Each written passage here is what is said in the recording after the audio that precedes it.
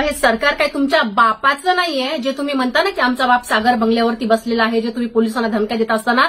तसं हे राज्य काय तुमच्या बापाचं नाहीये, मी तुम्हाला आता सांगते. जय महाराष्ट्र. आत्ताच समाज माध्यमावरती एक बातमी वाचली ज्यात नितेश राणे म्हणतात ज्या गावामध्ये ठाकरेचा सरपंच आहे त्या गावाला निधी मिळणार नाही. खरं तर मला या व्हिडिओच्या मार्फत राणेसह सगळ्याच मंत्र्यांना एक आठवण करून द्यायची आहे की आपण जेव्हा शपथविधी घेतला त्यावेळेला कुठलाही ममत्व भाव ठेवणार नाही अशा पद्धतीची आपण शपथ घेतलात आणि आज मग हे असं बेताल वक्तव्य का, कशासाठी? कोणाला निधी द्यायचा आणि कोणाला निधी नाही द्यायचा हे मुख्यमंत्री आणि अर्थमंत्री ठरवतील, तर नितेश राणेंनी ही अशी बेताल वक्तव्य करणं थांबवावं.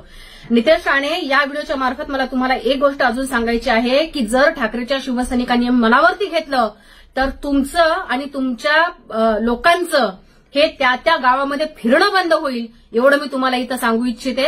अजून एक मला ह्या व्हिडिओच्या मार्फत सांगायचं आहे की हे राज्य किंवा हे सरकार काय तुमच्या बापाचं नाहीये जे तुम्ही म्हणता ना की आमचा बाप सागर बंगल्यावरती बसलेला आहे, जे तुम्ही पोलिसांना धमक्या देत असताना.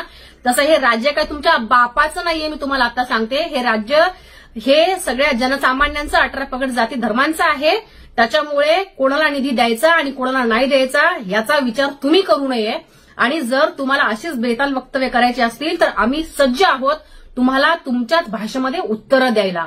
त्याच्यामुळे मी सांगते अजून एक तुम्हाला की ठाकरेंना तुम्ही ठाकरेचे आमदार पळवले, पक्ष फोडला, बाण चोरून घेऊन गेलात, रोज ठाकरेंची शिवसैनिक तुम्ही पळवताय आणि अशी वक्तव्य करून तुम्ही ठाकरेंच्या सैनिकांचं मनोबल, मनोधैर्य तुम्ही कमी करण्याचा जर प्रयत्न करत असाल तर ते तुमचं कधीच तुम्ही त्या गोष्टीत सक्सेस होणार नाही, मी एवढं तुम्हाला सांगते. आणि पुन्हा एकदा मी तुम्हाला सांगते, राज्य काय तुमच्या बापाचं नाही, सरकार काय तुमच्या बापाचं नाहीये.